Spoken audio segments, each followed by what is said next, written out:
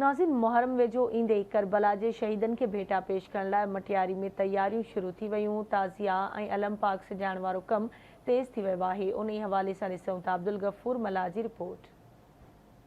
पूरी दुनिया जियां मटियारी ज़िले जे नंढनि वॾनि शहरनि ऐं ॻोठनि समेत मुहर्रम हराम वेझो ईंदे ई करबला जे मैदाननि में इमाम हुसैन अलैहिस्सलाम पारां हक़ ऐं सच जी राह में पंहिंजनि 72 जानिसारनि सां गॾु ॾिनल कुर्बाननि जी यादि मल्हाइण लाइ मुहर्रम हराम जूं तयारियूं शुरू थियूं वयूं आहिनि। आज़ादनि पारां इमाम बारगाहूं अज़ाखाना अलम पाक सजाए संवारे ऐं उन्हनि जो सिलसिलो पिणु हक़ीक़त ऐं एहतराम सां जारी कयो वियो आहे।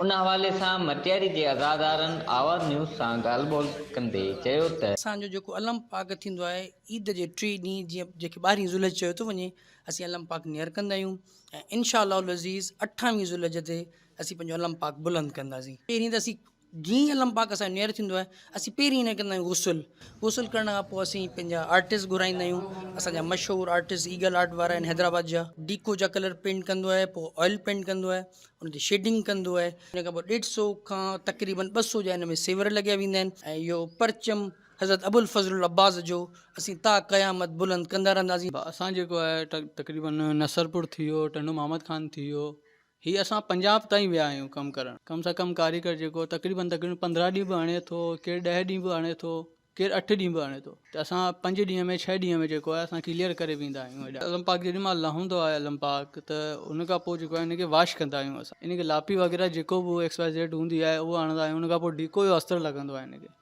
तक़रीबन इन में कलर कम सां कम कलर जेको लॻंदा आहिनि 7 खां 8 कलर लॻंदा आहिनि। जेको इन जी हक़ी मज़दूरी हूंदी आहे त असां उहो ई वठंदा आहियूं। अयाम अज़ा खां तक़रीबन 20-25 ॾींहं असां अॻे निहर कंदा आहियूं।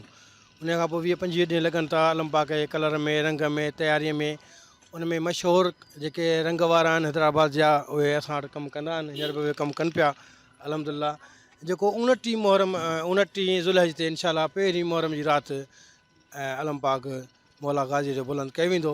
असां अलम पाक ईद जे ॿिए ॾींहं खां नियर कंदा आहियूं ऐं तक़रीबन 15 ॾींहंनि में अलम तयारु थींदो आहे, जंहिंमें मुख़्तलिफ़ मराहिल आहिनि। पहिरीं हुनखे अस्तर कयो वेंदो आहे, पोइ हुनजी कलरनि जी भराई कई वेंदी आहे, कलरनि खां पोइ हुनजी जेका शेडिंग जो कमु थींदो आहे। पोइ उन में जेतिरो थी सघंदो आहे ख़ूबसूरती उन में हाणे उनखे पाए तकमील ते पहुचाईंदा आहियूं। अलम पाकनि जी सजावट ऐं रंग साज़ी कंदड़ कारीगरनि चयो त हू इहो कमु अक़ीदत सां कंदा आहिनि ऐं उन कम जी अजरत पंहिंजे हाल मुताबिक़ वठंदा आहिनि।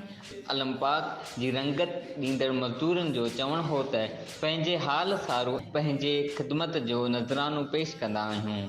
कैमरामैन रजिब मल्हा सां गॾु अब्दुल गफूर मल्हा, आवाज़ न्यूज़ मटियारी।